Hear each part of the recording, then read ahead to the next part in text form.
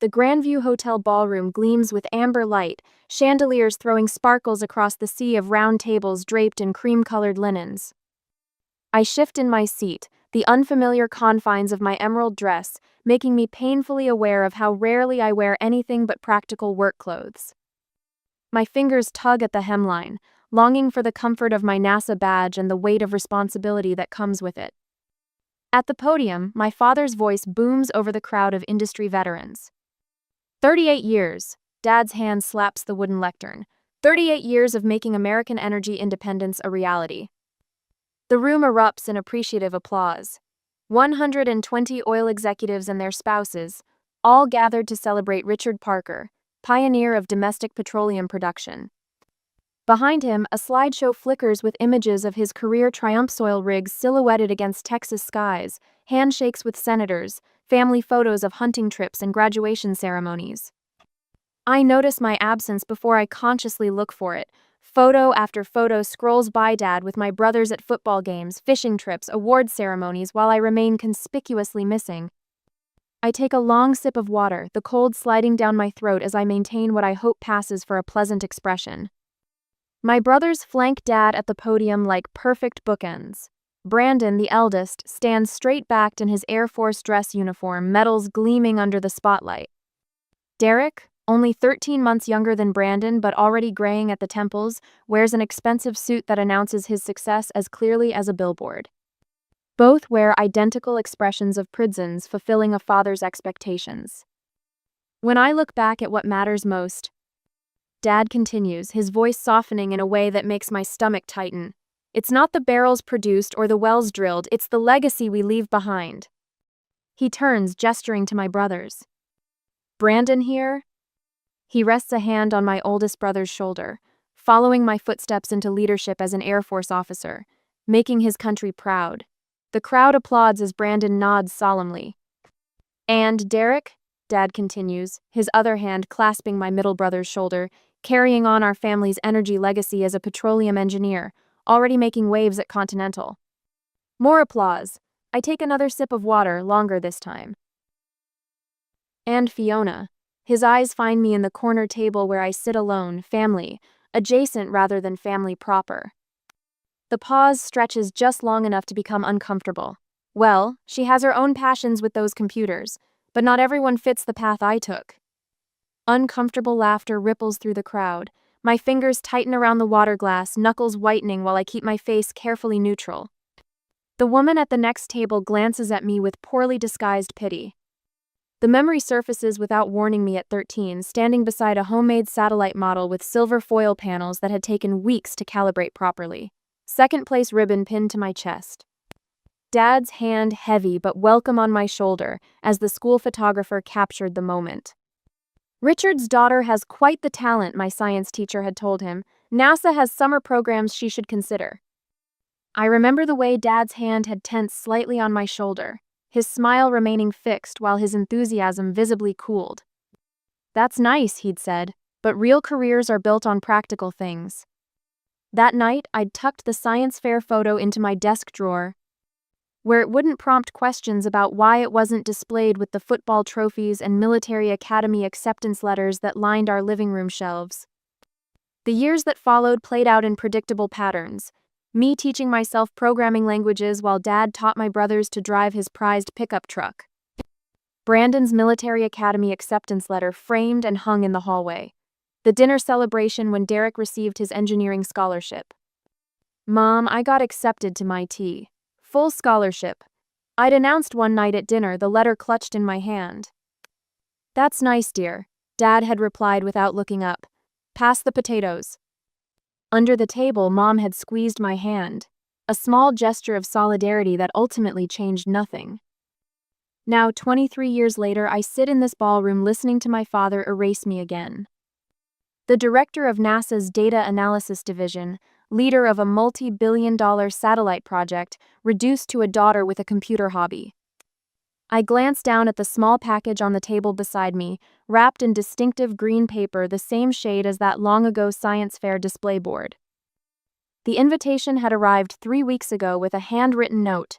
Family will be seated at the head table. I debated not coming at all. But then I'd remembered the photograph, still preserved after all these years, and made a different choice. Dad wraps up his speech with another round of hearty thanks.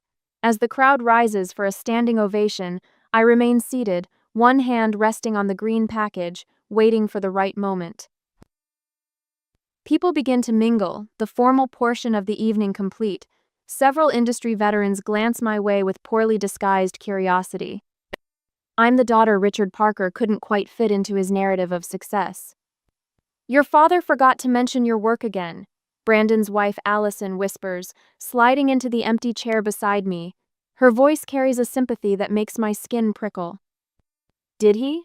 I keep my tone light, though the muscles in my jaw tighten. I hadn't noticed. Across the room, Derek adjusts his tie, his eyes darting away when they meet mine. The silent acknowledgement of complicity hangs between us. He knows. They all know. Mom catches my gaze from where she stands near the bar. Her smile wavers, lips pressing together in that familiar apologetic look she's perfected over decades of standing by while Dad carved me out of the family portrait. The green package feels warm under my palm, as if the memory inside radiates its own heat. I rise from my chair, the decision crystallizing with each step toward the podium where Dad holds court among admirers. Conversations hush as I move through the crowd. The confidence that directs satellite launches now guides my steps across the ballroom. Somewhere behind me, a glass clinks against a table. The sound punctuates the sudden quiet. Dad turns, surprise flickering across his face as I approach. His smile falters, recalibrating to the public version he uses when uncertain. "From the daughter you never mentioned," I say, my voice carrying across the space with the same authority I use in mission control. "Enjoy your retirement." I place the small green-wrapped box in his hands. His fingers close around it automatically, confusion giving way to discomfort as recognition dawns. The particular shade of green, the same as my science fair display board from 23 years ago. "What's this?" His laugh sounds hollow. "Open it." The two words carry the weight of decades. The room watches as Dad reluctantly peels back the paper. His hands, which have signed billion-dollar oil contracts without trembling, now fumble with the small white box beneath. When he lifts the lid, his face changes. The mask of confident industry titan slips, revealing something raw and unguarded. Inside lies the science fair photograph, 13-year-old me beaming beside my satellite model, his hand resting on my shoulder. The note tucked beneath it faces him alone. "This was the last time you looked at me like I mattered. I'm done waiting for it." Mom steps closer, peering into the box. Her hand flies to her mouth when she recognizes the photograph. Brandon and Derek exchange alarmed glances from across the room, the carefully maintained family mythology cracking before witnesses. Dad clears his throat, attempting recovery. "Ah, one of Fiona's little science projects from school." His dismissive chuckle dies when it finds no echo among the onlookers.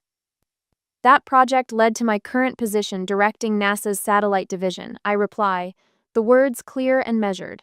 No raised voice, no drama, just truth finally spoken aloud. Murmurs ripple through the crowd. A woman in a charcoal suit steps forward, eyes widening with recognition. "You're that Fiona Clark, the one leading the Sentinel program?" Her voice carries genuine respect. Dad's face drains of color as understanding breaks across it like a cold wave. The daughter he's been dismissing as playing with computers is known to his peers, respected in ways he never bothered to discover.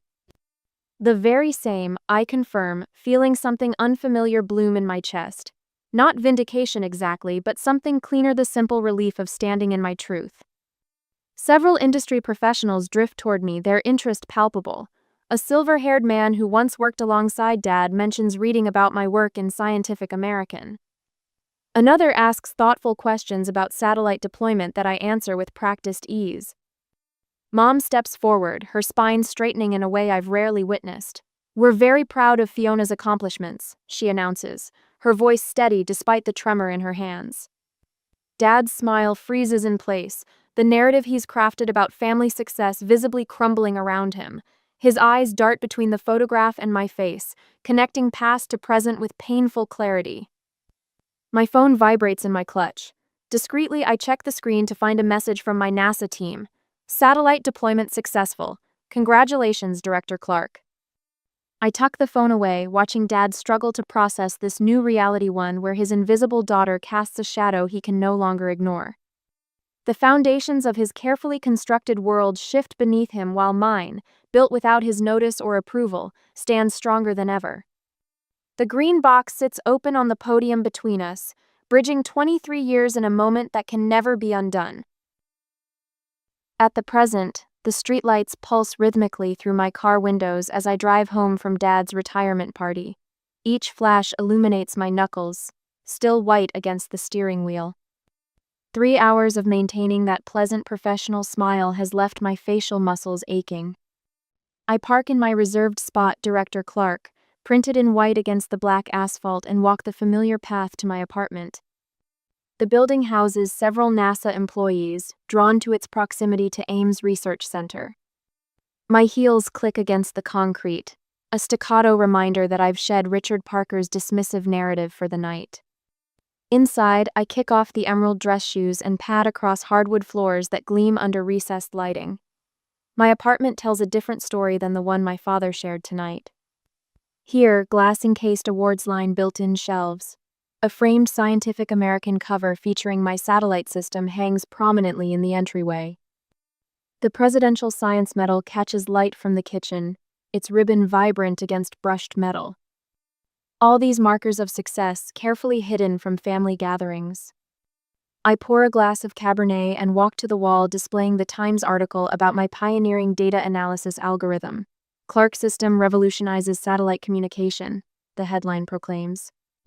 Below it sits a photograph of me in mission control, directing the team that launched the prototype system 2 years ago. No family photos break the professional narrative of these walls. No Christmas portraits or vacation snapshots. Just achievement after achievement, arranged in chronological testimony to a career built without Richard Parker's approval. The wine tastes bitter. I set it down, untouched. 3 weeks pass without a word from my family. The silence doesn't surprise me. Richard Parker has never acknowledged confrontation. He simply pretends uncomfortable moments never happened. For 36 years, I've watched him rewrite family history, erasing conflicts and disappointments like incorrect calculations on a whiteboard. The envelope arrives on Wednesday, plain white, with my father's distinctive block handwriting on the front. I leave it unopened through my morning swim, through back-to-back budget meetings, through lunch with the propulsion team. By evening, it sits accusingly on my kitchen counter while I stir pasta that I won't taste. Just open it, I tell the empty room, my voice sounding foreign after a day of deliberate silence. Inside, I find the science fair photograph. 13-year-old me with awkward bangs and serious eyes, standing beside silver foil panels arranged in precise angles. Dad's hand on my shoulder, his expression showing genuine pride the only time I'd seen it directed at me. A note in his handwriting accompanies the photograph. I do remember that day. I just pretended to forget because it scared me how little you needed me. I'm sorry. My fingers trace the edges of the photo, conflicting emotions rising like tidewaters. The apology feels simultaneously insufficient and monumental. Richard Parker doesn't apologize, not to his subordinates, not to my mother, not to his children. I place the photo on my bookshelf between a textbook on algorithmic prediction modeling and my first published paper, not hidden away this time. 2 days later, Mission Control buzzes with focused energy. Technicians monitor glowing screens while systems engineers verify final calculations. The satellite we've spent 3 years developing hovers in low Earth orbit, awaiting activation. Initiate data transmission sequence. I direct, my voice steady. Fingers fly across keyboards. Someone inhales sharply as the first transmission indicators flicker green. Signal acquisition confirmed. My deputy director announces. Data packets incoming. The room erupts into cheers as information streams across primary monitors. 3 years of design, testing, calibration, and prayer culminating in this moment. The satellite system I designed will track climate patterns with unprecedented accuracy, providing crucial data for global research teams. I stand perfectly still as jubilation swirls around me. My team members exchange high fives and triumphant grins. Someone pops a bottle of non-alcoholic champagne, foam cascading onto the tile floor. My phone lights up with notifications. Congratulatory messages from the European Space Agency, from Japan's Aerospace Division, from research teams waiting for our data. The satellite works exactly as I designed it, better even. No one mentions that I haven't smiled. Later that evening, my team gathers at Anton's, the restaurant 2 blocks from campus where we celebrate milestones. White tablecloths and wine glasses reflect ambient lighting while conversation flows around me. These people have become my chosen family, brilliant minds who understand the value of what we've built together. To Director Clark, my deputy director Raj raises his glass, who somehow knew this would work when the rest of us were still debating the math. Glasses clink. Someone orders another round. You changed my career trajectory. Raj tells me quietly while others debate dessert options. 4 years ago, I was considering leaving research altogether. Then you handed back my proposal with those red-inked notes in the margins. I remember the moment his climate prediction algorithm showed promise beneath flawed execution. You saw potential no one else bothered to look for, he continues, including me. The contrast strikes me anew. Here, my evaluations matter. My recognition carries weight. My standards define excellence. At home, I still wait for a father to notice I've accomplished anything at all. Later that week, I practice my keynote speech for the International Space Science Conference. My living room transforms into an auditorium as I refine delivery, timing, content. The invitation arrived yesterday, recognition of our successful launch and the implications of our data collection system. My phone rings at 9:17 p.m. Brandon's name appears on the screen. Fiona. His voice sounds strained. Dad wants you to come to Sunday dinner. The invitation hovers between us like an unidentified signal. Why? I ask finally. He's been different since the party, Brandon admits. Quieter. 10 minutes later, another call beeps through. Derek's first voicemail in months follows. Hey, Fi. I should have stood up for you. All these years, I should have said something. Call me back. A text from Mom appears while I'm still processing Derek's message. Please come Sunday. We're trying to heal our family. I stand at my window, looking toward the darkened sky where my satellite orbits silently, gathering data that will change how we understand our planet. My work matters. My contributions matter. What remains uncertain is whether I need my family to acknowledge this truth that the scientific community already recognizes. Sunday dinner waits, a familiar table with unfamiliar possibilities. I don't need their validation anymore. But perhaps, on my own terms, I'm ready to accept it. On Sunday, the Parker family home rises from the suburban landscape like a museum dedicated to other people's achievements. I park my car at the curb rather than in the driveway, a small act of self-preservation that gives me an escape route. My fingers tap an anxious rhythm on the steering wheel as I survey the red brick colonial where I grew up, but never quite belonged. 3 weeks since the retirement party. 3 weeks since I placed that green box in my father's hands. 3 weeks of replaying his face as he opened it, confusion melting into recognition, then hardening into something between shame and defiance. I gather my purse and the bottle of wine I brought, wondering if I've made a terrible mistake in coming. The front door swings open before I reach it. Mom stands in the entryway, her smile too bright, hands fluttering like nervous birds. Fiona, you're here. She pulls me into a hug that feels like an apology. Come in, everyone's waiting. The foyer wall still displays the Parker family highlights reel: Brandon's Air Force commissioning ceremony, Derek's wedding, family hunting trips to East Texas. My NASA promotion photo remains conspicuously absent, though Mom had requested a copy for the wall 2 years ago. Richard, she's here, Mom calls, her voice pitching higher than normal. From the living room comes the sound of ice cubes clinking against glass, followed by my father's heavy footsteps. He appears in the hallway, stopping short when he sees me. For the first time in my memory, Richard Parker hesitates in his own home, uncertain of his welcome. The power shift is subtle but unmistakable. Fiona. He nods, the single word carrying the weight of unspoken complexity. Dad. I match his tone, neither warm nor cold. The silence expands until Brandon's wife Julia sweeps in, kissing my cheek. Thank God you're here. They've been on edge all afternoon. Her whisper carries just enough for Dad to hear. In the dining room, Brandon stands to embrace me with military precision affection by the numbers.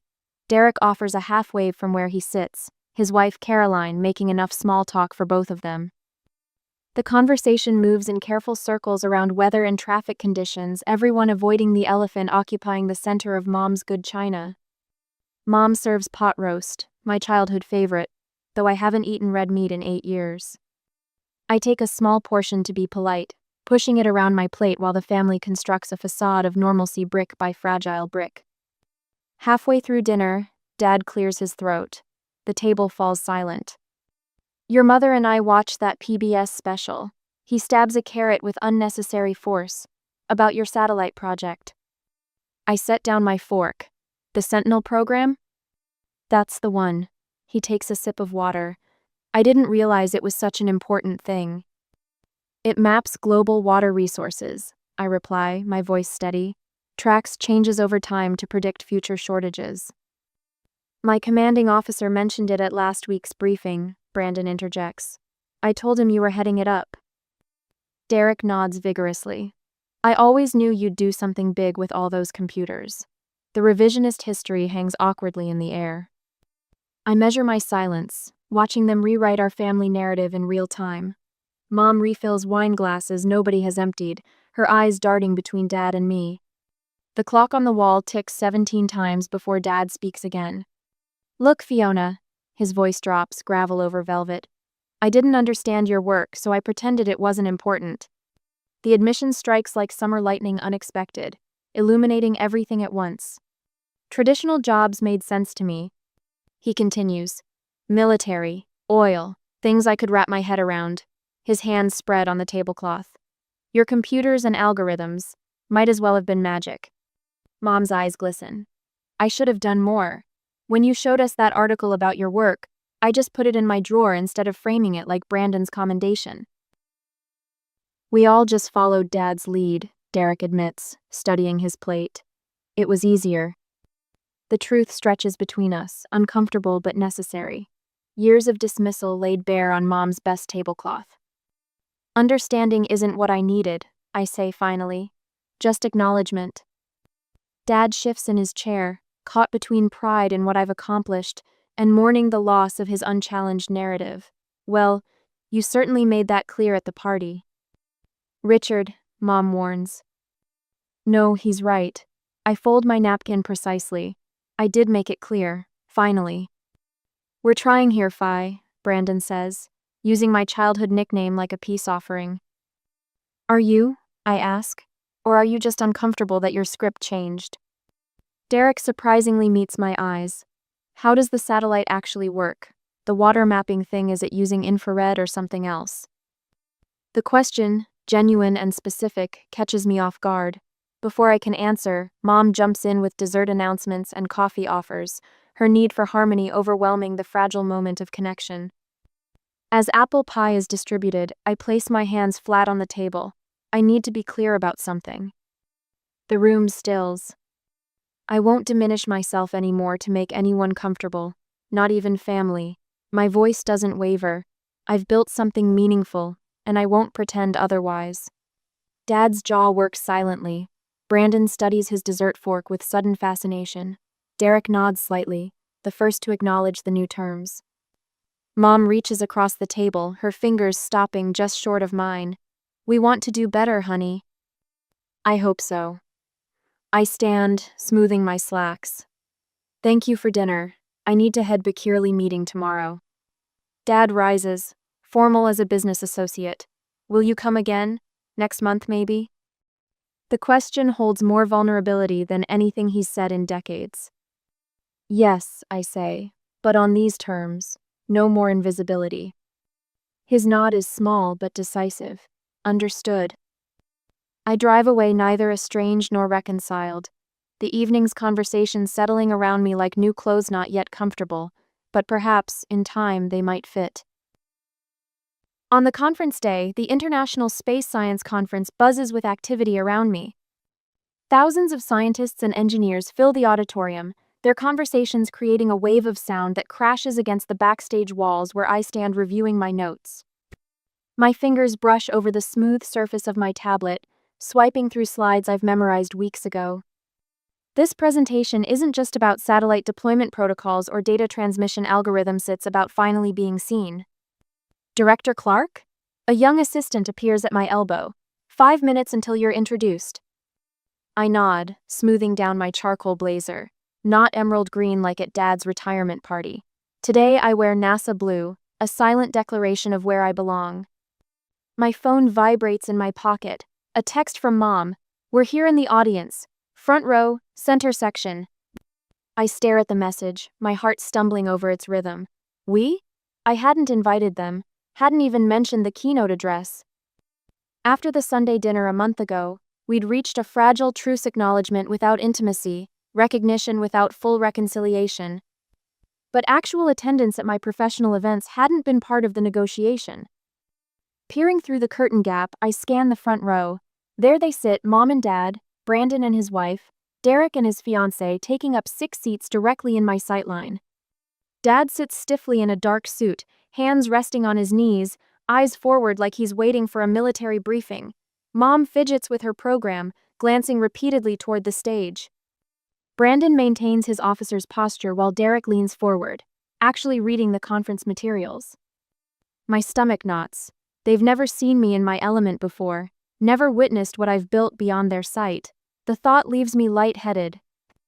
And now, ladies and gentlemen, the conference chair's voice booms through the speakers, our keynote speaker. Director of NASA's Data Analysis Division, the architect behind the groundbreaking Sentinel satellite system, Dr. Fiona Clark. Applause rolls through the auditorium as I step onto the stage. The lights blind me momentarily, but as my vision adjusts, I see thousands of faces, colleagues, rivals, icons in my field, all focused on me. Not as Richard Parker's daughter, but as Fiona Clark, innovator. Thank you, I say, my voice carrying clear and confident across the silent hall. Today I'm going to walk you through how we revolutionized satellite data acquisition while cutting transmission latency by 63%. The first slide appears behind me, and I step into my element. For 40 minutes, I guide the audience through technical complexities with the ease of someone who has lived and breathed this project for years. Questions come from renowned experts, and I field them with precision. Not a single hesitation or qualification in my responses, just pure, confident expertise. Halfway through, I catch Dad's expression, genuine astonishment spread across his features as he watches specialists hang on my every word. Brandon's military mask has slipped, revealing something that might be pride or surprise. Derek takes notes about my work. As I near the conclusion, I deviate slightly from my prepared remarks. Scientific advancement doesn't happen in a vacuum. I say, the screen behind me showing our satellite against the backdrop of stars. It happens despite vacuums, including the vacuum of recognition many of us have experienced. The audience grows still, sensing the shift. Many of us have walked through laboratories, conference halls, and control rooms feeling invisible. Working twice as hard for half the acknowledgement. My voice remains steady even as I feel Mom's eyes widen in recognition. But invisibility taught me something valuable. When no one is watching, you build for yourself. You set your own standards beyond what others might expect. Susan wipes at her eyes, her shoulders tight with emotion. The Sentinel project succeeded not because we sought recognition, but because we pursued excellence regardless of who might notice. And that, colleagues, is how boundaries get pushed by those willing to work in the shadows until the work itself demands the light. The final slide appears. Our satellite's first transmitted image, a high-resolution map of atmospheric carbon levels that will revolutionize climate research. Thank you for your attention, I conclude, and for seeing the work, not just the names attached to it. The applause begins before my final words fade. It builds like a wave, then crashes as the audience rises to their feet. A standing ovation washing over me, sound and movement acknowledging years of invisible work. Through the blur of faces, I find my family all standing, all clapping. Dad's eyes glisten with what might be tears. Mom openly weeps. Brandon's applause is military precise, while Derek's is enthusiastic, almost frantic. I take a small bow, professional and contained, even as something shifts inside me, recognition no longer sought but finally, unexpectedly received. Afterward, backstage, they find me. Dad approaches first, his usual commanding presence diminished by uncertainty. "Fiona?" he says, voice rough. "I was wrong not to see you." The words come slowly, painfully extracted from decades of certainty. "What you've built I never understood." Mom embraces me, her perfume familiar but her respect entirely new. "You were magnificent," she whispers. Brandon extends his hand formally, then shakes his head and pulls me into a brief hug. "I never understood what you built," he admits. "I do now." Derek surprises me most, pulling out his notes. "The compression algorithm you mentioned, does it also apply to geological survey data? Because I've been working on a project that might benefit from..." For the first time in my memory, he's asking about my work, actually asking with genuine interest rather than polite obligation. That evening, we gather at a restaurant near the conference center. The conversation flows differently than any family dinner in my memory. Dad asks specific questions about satellite trajectories. Mom shares how she's been reading popular science articles to understand my field better. The brothers engage with my responses instead of waiting for their turn to speak. I accept their efforts while maintaining the boundaries I've worked so hard to establish. This isn't forgiveness, not yet, but it might be the beginning of something new. Something built on seeing rather than overlooking, on recognition rather than erasure. As we finish dessert, Dad clears his throat. "We're having brunch tomorrow before heading back to Houston. Would you join us?" I consider the invitation, measuring it against years of absence. "I have a team meeting at 10, I reply, "but I could meet you at 11:30. His nod acknowledges both the acceptance and the limitation. The invisible daughter has become visible on her own terms, not by shrinking to fit their frame, but by building one large enough that they finally had to look up and see her. In 6 months, I will build it even more. Now, the morning sun streams through my office window at NASA Ames, painting golden rectangles across my desk. 6 months since the conference, and the world has shifted on its axis, or perhaps I have. I straighten the science fair photo that now occupies prime real estate beside my computer monitor. 13-year-old me stands beside that silver-foiled satellite model, Dad's hand on my shoulder. No longer hidden in a drawer, but displayed where I see it daily. Not as a reminder of what I lacked, but of how far I've traveled. My phone buzzes, a text from Mom. "Found an article about satellite imagery I actually understood, bringing it to dinner Sunday." I smile, typing back, "Save it for after dessert. Derek fell asleep last time." "Mom's taking online courses about space technology so I can brag about you properly," she'd explained. The monthly family dinners, now hosted at my apartment rather than the Parker family homestead, have evolved from awkward obligations to something approaching comfortable. My assistant knocks lightly. "Director Clark? Your 9 o'clock is waiting. The International Collaboration Team." I nod, gathering my materials. The promotion came through last month, Director of International Space Initiatives. My satellite system's success had opened doors previously bolted shut. "And your father called," she adds. "Something about a contact at Lockheed Martin who wants to discuss your mentorship program."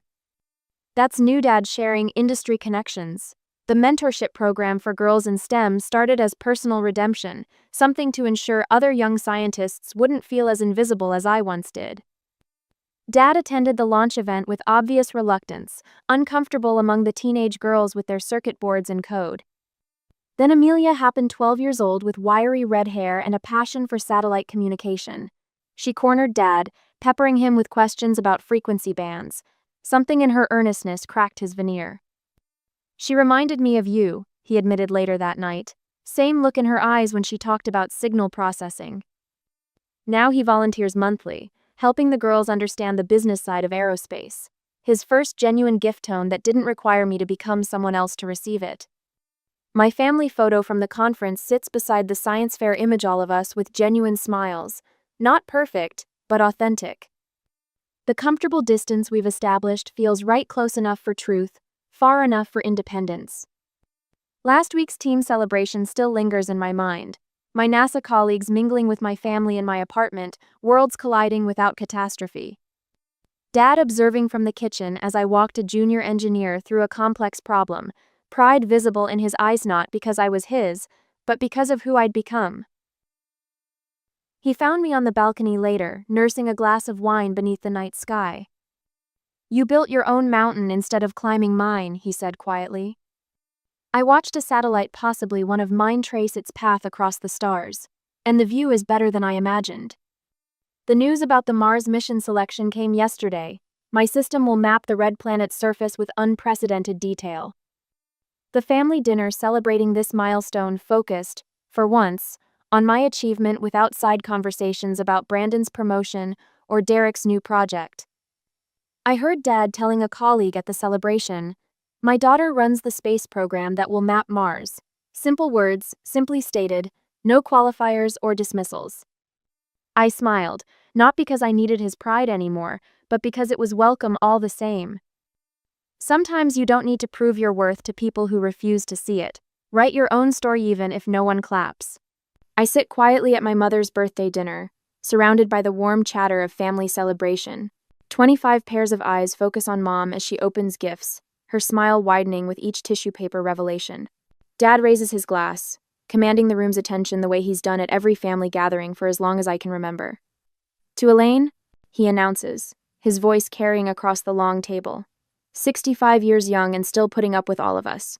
Laughter ripples through the room. I join in, lifting my water glass in a practiced motion. This is comfort. This is family. This is where I've always belonged, even when I haven't felt it. Dad's gaze shifts to me, that familiar glint in his eye, the one that always appears right before he makes someone the center of his particular brand of humor. "And to Giada," he continues, gesturing toward me with his wine glass. "Still fighting the good fight with that, what do you call it again? Oh, the pajama laptop job? Changing the world from your couch, right?" My hand tightens around the water glass. My smile freezes in place as laughter erupts around the table. Aunt Carol snorts into her napkin. Uncle Phil shakes his head with that same dismissive chuckle he reserves for stories about his daughter's art degree. My brother Carter catches my eye briefly before looking away, his smile uncomfortable but unwilling to fade. Something shifts inside me, a tectonic plate moving after years of pressure. I see with perfect clarity what I've been trying not to see for months. Years. They will never respect my choices. They will never acknowledge my success. The approval I've spent 33 years chasing will always remain just out of reach. The realization doesn't come with panic or heartbreak. Just clarity. Crystal clear understanding that washes over me like cool water. Without a word, I place my napkin beside my plate. I stand, smoothing the front of my dress. "Happy birthday, Mom," I say quietly. Then I walk away from the table, from the suddenly stunned silence behind me. 18 months earlier, I sat across from my father in his study, explaining my decision to leave my corporate media role. "I need something more meaningful," I told him, outlining my plans for my own brand strategy consultancy. "Sounds like a midlife crisis to me," he'd replied, not looking up from his newspaper. Bit early for that, though. The pattern was always the same at family gatherings. Carter's law firm promotions were celebrated with champagne. Lydia's work in hospital administration was doing something that matters. Miles's finance career was building something tangible. But my work? Always the punchline, always the afterthought. "How's the little side business?" they'd ask, as if I were selling homemade jam at farmers markets, rather than rebuilding struggling companies' market positions. I kept showing up anyway, kept trying to earn a place at the table through quiet determination, through building something meaningful despite their lack of support. The barrage of texts begins before I reach my car. "Carter, Dad was just kidding. Don't be so sensitive." "Lydia, way to make Mom's birthday about you." "Mom, please come back inside, sweetie. Don't ruin the evening." I drive home in silence, my phone buzzing on the passenger seat like an angry wasp. By morning, the messages have escalated to calls. By afternoon, the familiar knock on my apartment door. Mom stands there with Dad looming behind her, Carter hovering uncomfortably in the hallway. "This has gone on long enough," Dad announces, already pushing past me into the apartment. "You're dragging out the issue, and frankly, it's embarrassing." My hands are steady as I open the door wider, a deliberate action that feels nothing like the accommodation it resembles. You've never respected my work, I say, my voice quiet but firm. Not once in 18 months, not once in my entire life. I'd like you to leave now. Mom blinks rapidly, her mouth opening in protest. Dad's face reddens. Now listen here. Please leave, I repeat. They've always operated on a clear hierarchy. Dad leads, Mom enables, siblings follow the established pattern. For 33 years, I've been a reliable part of that machinery, the quiet one, the accommodating one, the one who maintains the peace. Now I'm risking my place in the family structure, watching their faces shift between shock and anger as they process this unexpected malfunction in the system. The emotional toll of years spent trying to fit their mold weighs on me as I close the door behind them. The steady corporate job I hated, showing up at every event with the right smile in place, ignoring every snide remark and dismissive joke. For the first time in my adult life, silence was my answer, and it spoke volumes. The ivory envelope sits on my kitchen counter like a landmine. Gold-embossed lettering announces Miles and Sophia's engagement celebration, the date highlighted in elegant calligraphy. 6 weeks have passed since I walked out of Mom's birthday dinner, and this invitation arrives without a hint of reconciliation, just my name and address, as if nothing happened. I trace my finger over the RSVP card. No, we miss you, or let's talk. Just a presumption I'll attend, wearing the appropriate smile and convenient amnesia about their behavior. Giada, we hope you can make it. Reads Miles's handwritten note at the bottom. Hope, not want or need. Just hope, conditional and distant. My phone buzzes with a text from Carter. You get the invite? Miles wants to know if you're coming. No mention of the standoff, the things said and unsaid. Just business as usual, and the Moretti family sweep conflicts under the rug until the lumps become too large to ignore. I open Instagram, my thumb scrolling almost involuntarily. Mom's page displays a photo from last weekend, a family dinner I wasn't invited to. Dad, Carter, Lydia, Miles, and his fiancée Sophia gathered around a table laden with pasta and wine. The comments section reveals the punchline. Thankfully, no sensitive souls at this table tonight, Dad commented. 17 likes, including ones from my siblings. My stomach tightens as I scroll through more posts. Photos of family outings, inside jokes, celebrations continuing without pause. In their narrative, I'm simply the difficult daughter throwing a tantrum, expected to get over it and return to my assigned role. The realization lands like concrete in my chest.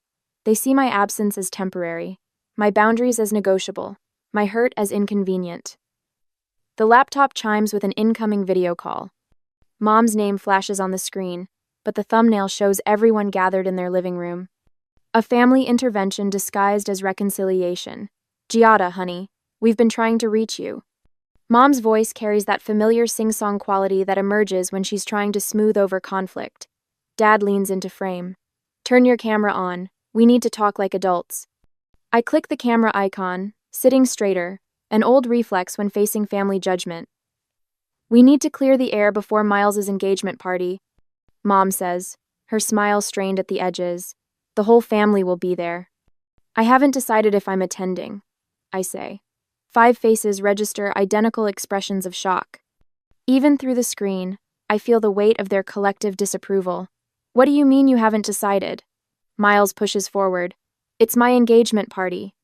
I understand that, I begin, but Carter cuts me off. This is exactly why we have to walk on eggshells around you. Everything becomes a federal case. I didn't realize respecting my work was walking on eggshells. Lydia sighs dramatically. Have you considered talking to someone? Professionally? You've always been sensitive, but this is extreme even for you. Sensitive. The word hangs there, stripped of context, reframed as weakness rather than legitimate response to years of dismissal. You can't miss this, Giada, Miles says, leaning toward the camera. It would completely ruin my special day if my own sister wasn't there. That's not my intention. Dad's voice overrides mine, louder and final. You've always been the difficult one, Giada, always trying to be different instead of being part of this family. The accusation lands with practiced precision. Different, difficult.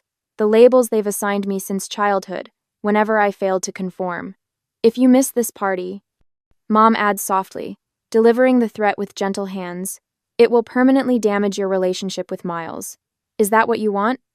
The subtext is clear. Conform or be cast out. Play your part or lose your place. The family system tolerates no defectors. Think about what this means, Lydia continues. All the extended family will be there. What will everyone think if you're the only one missing?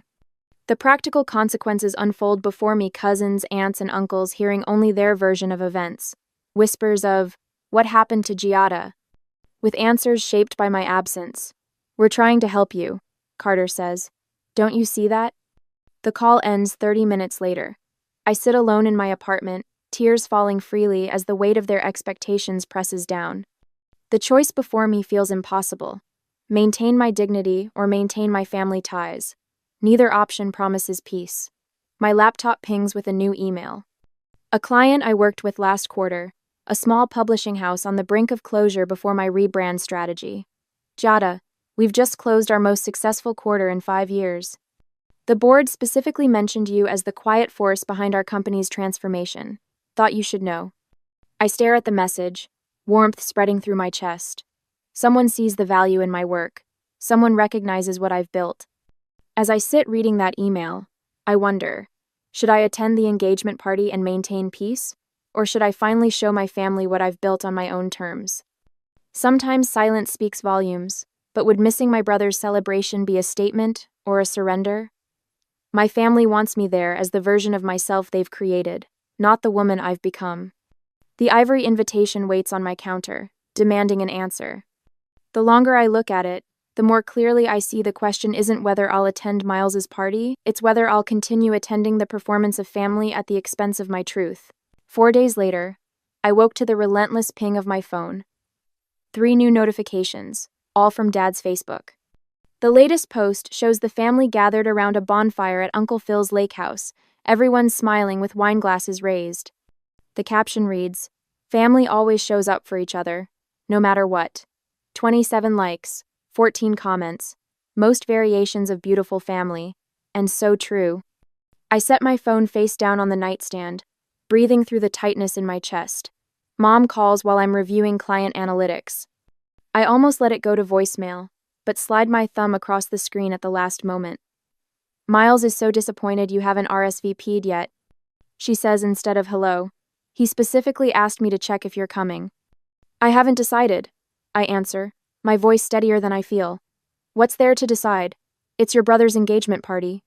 I hear the kitchen faucet running in the background, the familiar clink of dishes being rinsed.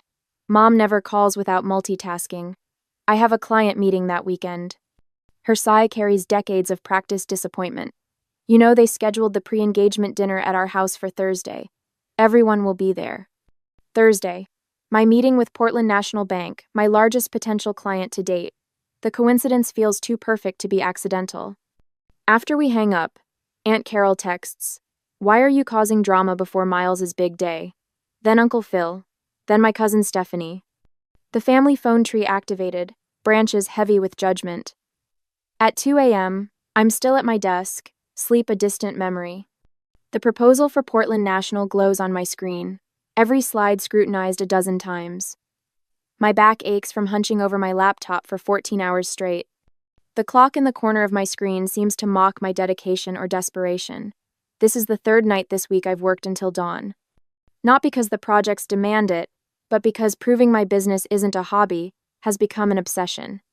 The irony doesn't escape me, working myself to exhaustion, to prove something to people who won't believe it anyway. Before every family call, the anxiety starts as a flutter in my stomach and climbs to my chest, making my hands shake and my thoughts scatter. I've developed rituals to counter it. Deep breaths, shoulder rolls, rehearsed responses to potential criticisms. No, this isn't just a phase. Yes, I have actual clients. No, I don't regret leaving my corporate job. Words practiced in the shower, in front of mirrors, while driving ammunition stockpiled for battles I always lose anyway. The holidays are worst. Last Christmas, I stayed home to finalize a campaign launch, watching my family's celebration unfold through Instagram stories. Mom in her red apron, Dad carving the turkey. The empty chair at the table nobody mentioned. A knock at my door startles me from my thoughts. It's nearly 6 in the evening, and I haven't left my apartment all day. I peer through the peephole to find Rebecca, my neighbor, holding something wrapped in a kitchen towel. "You looked like you could use something warm," she says when I open the door, handing me a loaf of bread still radiating heat. Sometimes the family we choose matters more than the one we're born into. The simple kindness catches me off guard. I invite her in for coffee, the first human interaction I've had in days that doesn't involve client meetings or family tension. 3 days later, I'm reviewing architectural plans for my studio space in the Arts District when Carter calls. I know why before I answer. "So are you coming to the engagement party or what?" he asks, his lawyer voice in full effect. Mom's about to lose it over the RSVP list. I look down at the plans spread across my coffee table, the culmination of 18 months of work, the physical manifestation of everything I've built. I'm investing in myself that weekend. I say simply, what could possibly be more important than family? The disbelief in his voice is palpable. My fingers trace the outline of what will become my conference room. For once, I'm putting myself first. I'm investing $24,000 in a physical studio space. That's my priority now. The silence stretches between us, heavy with surprise. When Carter finally speaks, his voice has hardened. "Mom and Dad were right. You really have changed." I feel an unexpected smile form. "Yes," I reply. "That's the point." There. After the call ends, I text Jenna and Mark, former colleagues who left the corporate world before I did. Within minutes, they've both offered to help with the studio renovation. "We'll bring paintbrushes this weekend," Jenna writes, "and wine, lots of wine." Over the next 2 weeks, the empty space begins to transform. The owners of the coffee shop downstairs bring up espressos and welcome cards. The vintage clothing boutique owner across the hall stops by with a hand-selected scarf to match your new sign. The florist from the corner delivers an arrangement with a note that reads, "To new beginnings." These people have no obligation to me, no shared DNA or holiday traditions, yet they celebrate my vision without question, without diminishment. At my dining room table, I finalize the guest list for my studio launch. Clients who've trusted me with their brands, collaborators who've shared their expertise, industry friends who've offered connections and advice when my family offered only doubts. I schedule the launch for Saturday, the 12th of June, the same day as Miles's engagement party. My cursor hovers over the Send Invitations button, my heart racing with the magnitude of my choice. This isn't just about missing a party or opening a studio. It's about declaring once and for all which life I'm choosing. I take a deep breath and click Send. The morning light streams through the tall windows of my empty studio space, casting geometric patterns across the polished concrete floor. I check my watch, 6:17 a.m. I've been here since 4, methodically transforming this blank canvas into something real. I slide the heavy walnut desk into position, my fingers tracing its smooth edges. Each piece of furniture I've selected carries intention. The custom ergonomic chairs in soft charcoal fabric, the glass partitions that create distinct work areas while maintaining openness, the understated signage with my company name etched in a clean, confident font. "Perfect alignment," I whisper, stepping back to assess the desk's position relative to the windows. The morning light will hit it just right, during client meetings professional, without being intimidating. I spend the next hour arranging client portfolios on the central table, each leather-bound folder containing evidence of businesses transformed, strategies implemented, success measured in real numbers. My fingers linger on the Peterson outdoor gear case study, my first major client after leaving the corporate world. The one my father had called a small-time operation not worth the effort. When the last portfolio is placed, I stand in the center of the room and take it all in. The space breathes with possibility, professional, elegant, undeniably successful. For the first time since walking out of my mother's birthday dinner, I feel something close to peace. "So this is why you're missing Miles's party? For work?" I turn to find Lydia standing in the doorway, her expression hovering between annoyance and reluctant admiration. I hadn't invited family, yet here she is in her designer blazer and perfect makeup, uninvited and unexpected. The launch has been planned for months.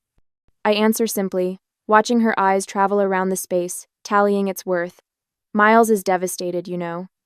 An engagement only happens once." Her voice carries the practiced guilt I've heard all my life. But something's different now, we're on my territory. Not gathered around our parents' dining table. Before I can respond, Jake Peterson himself approaches from the refreshment table, champagne flute in hand.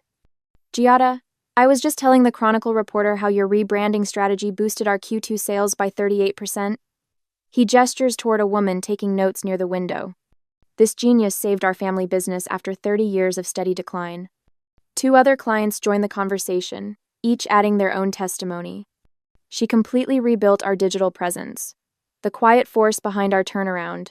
Portland's best-kept secret. Lydia's expression shifts almost imperceptibly. Her mouth opens slightly, then closes. For the first time in our adult lives, I watch my sister recognize something in me she hadn't seen before. I had no idea, she says quietly, her phone already out, snapping pictures of the space. Does Mom know what you've built here? When Lydia took photos to send to our family, I hesitated to ask her to stop. Would confronting her create more drama, or would allowing those pictures to speak for themselves finally show my family what I'd accomplished? The launch event builds momentum around me. Clients mingle with local business owners, sharing stories of transformation. The reporter from the Portland Business Chronicle scribbles in her notebook, occasionally glancing up to ask follow-up questions about what she calls the quiet builder of Portland's success. I hope you don't mind the ambush, Rebecca says, appearing at my elbow with a small group of neighbors in tow. We wanted to surprise you. Cause it. My neighbor has brought half our building, the retired teacher from 4B, the young couple from across the hall, even the cantankerous Mr. Wilson from the first floor. They're all here, filling my professional space with the warmth of community I never found at family gatherings. I'm glad you came, I tell her, meaning it more deeply than she knows. The afternoon unfolds like a dream, champagne glasses clinking, business cards exchanged, conversations flowing around me as I stand in the center of what I've created. This isn't just a business milestone, it's the celebration of a new life built on my own terms. Later, I catch Lydia texting rapidly in the corner, her thumbs flying across her screen. Within minutes, my phone buzzes with notifications from the family group chat. Giada went all out but didn't invite any of us. Lydia's message reads beneath photos of my studio. The responses flood in immediately. Dad. Choosing work over family again. Typical. Mom. The space looks lovely, sweetie. Wish we could have been there. Carter. That's actually really impressive. Nice work, G. Miles. Looks really professional. Sorry I missed it. Dad again. Miles's engagement should have been the priority. Some things matter more than work. The mixed messages continue, contradictions filling my screen, criticism of my priorities alongside reluctant admiration for what I've built. For the first time, I see cracks forming in their united front. My phone buzzes with a private text from Miles. The studio looks really professional. Congrats. I slide the phone back into my pocket without responding and rejoin my guests.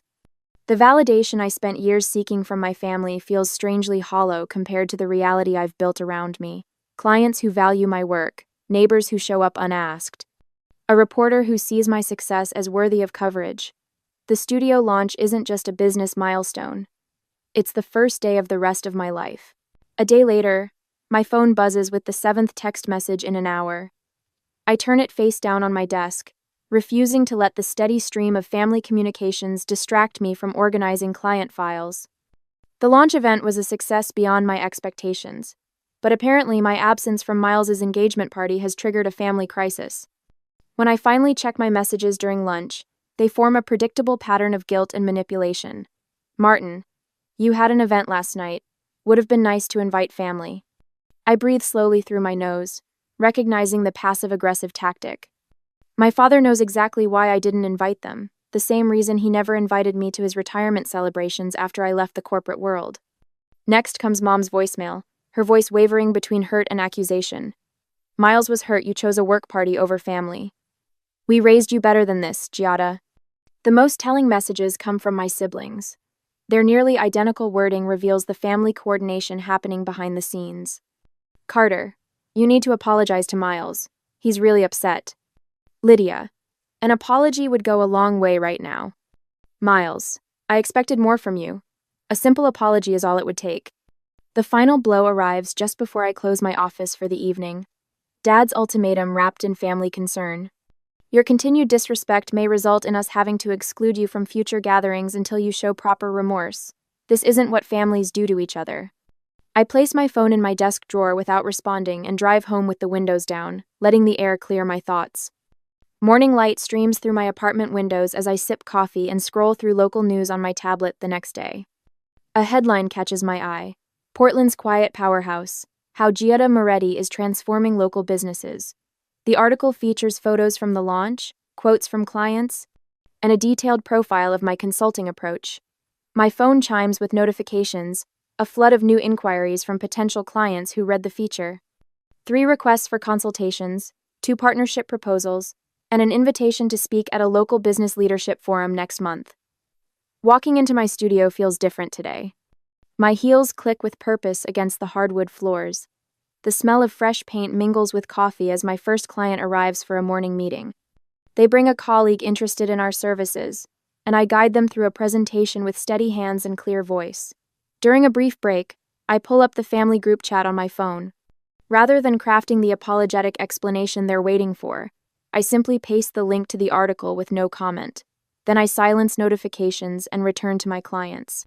The silence that was once my refuge from confrontation has transformed into something else entirely. A boundary, a statement, a choice. 2 months later, I stand backstage at the Portland Business Leadership Forum, reviewing my notes for the panel discussion. The topic: Building Success Without Traditional Support Systems.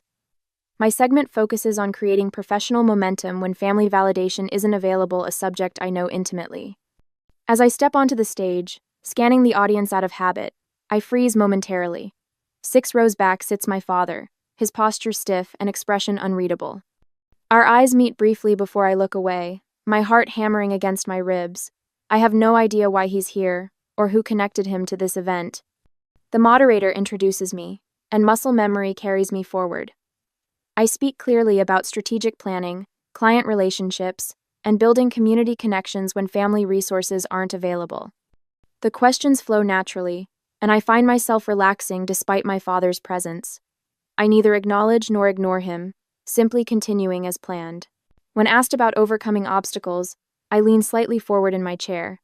The hardest part wasn't creating the business, I say. It was accepting that not everyone who should support you will. Sometimes success isn't loud. It doesn't need validation or permission. It just needs to matter to you. Applause follows as the panel concludes. Attendees cluster around speakers, exchanging business cards and conversations. I'm discussing a potential collaboration when I sense someone approaching from behind. That was quite impressive, my father says, his voice carrying that familiar tone of calculated casualness. You've built something real here. I turn slowly. Martin stands with his hands in his pockets, waiting for my gratitude at his acknowledgement.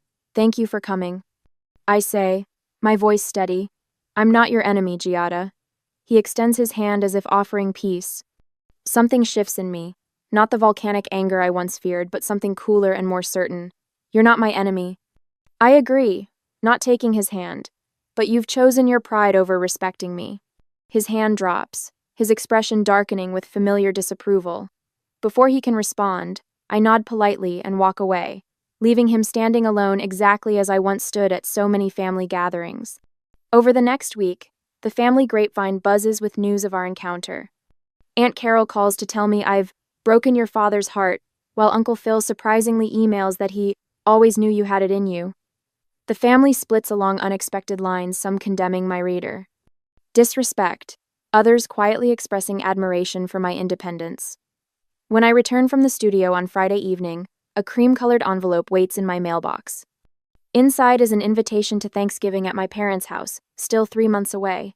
What catches my attention is the handwritten note in my mother's elegant script along the margin. We miss you. I place the invitation on my kitchen counter and stand looking at it for a long moment, wondering what kind of peace it offers and what it might cost. Light streams through the floor-to-ceiling windows of my expanded studio space, washing over the walnut conference table where my team sits. 3 months ago, this space was half the size. Now, with the adjoining unit incorporated, Patterson and Moretti Brand Consulting occupies the entire corner of the Portland Arts District building. The Westbrook campaign exceeded their quarterly targets by 23%, I say, clicking to the next slide. Their social engagement has doubled since implementing our strategy. Heads nod appreciatively around the table. 5 consultants, all reporting to me. a reality I sometimes still can't believe. Giada, Bloomberg Business just ran that feature on women-owned consultancies in the Pacific Northwest. Kendra says, sliding her tablet toward me. You're highlighted in the sidebar as Portland's quiet powerhouse. I smile, remembering how I once rehearsed responses to my family's cutting remarks in bathroom mirrors. Now, my name appears in business journals, and local entrepreneurs seek me out at networking events. The revenue reports show a 40% increase since last quarter. Numbers don't lie, unlike family platitudes. Let's wrap for today, I say, standing. Great work, everyone. As they file out, I notice the ease in my shoulders that was never present at family gatherings. The constant tension, the need to defend, explain, justify has finally lifted. Later that evening, my dining room fills with laughter. 8 people gather around my table, colleagues, neighbors, local business owners who've become friends. Rebecca places a steaming dish of paella at the center. To the woman who convinced me to invest in social commerce, Daniel raises his glass. My shop would still be struggling without you. The pajama strategist strikes again. Jokes Amy, my new business partner. Unlike my father's barbs, her teasing holds genuine affection. Instead of shrinking away, I laugh and raise my glass. Just wait until you see what I can do in proper clothes. The room erupts in laughter. Looking around at these faces, people who value my insights, who seek my counsel, I realize I've found something my family never gave me: recognition without conditions. Remember when you were afraid to tell people what you did for a living? Rebecca whispers as she helps clear plates. I nod, recalling how I'd mumble vague descriptions of my work, trained by years of dismissal to expect the same from everyone. The following weekend, a small group gathers in my backyard.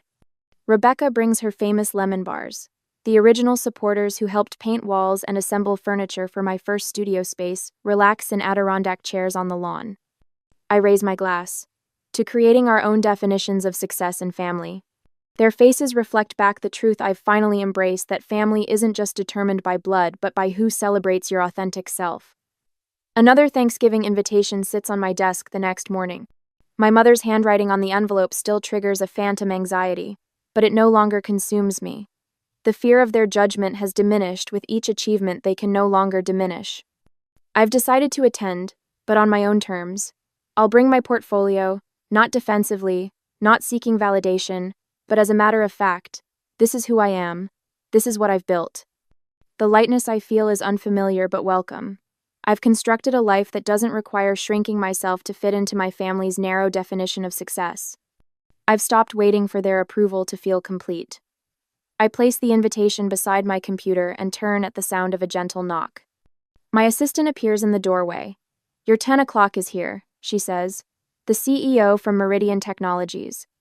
I stand, smoothing the front of my dress, a gesture that once signaled anxiety but now feels like preparation. As I prepared to face my family again, I wondered, is it better to maintain relationships with those who diminish you by setting firm boundaries, or to build a completely new circle that celebrates who you truly are? The hardest part wasn't walking away. That first night, it was deciding if and how to walk back in.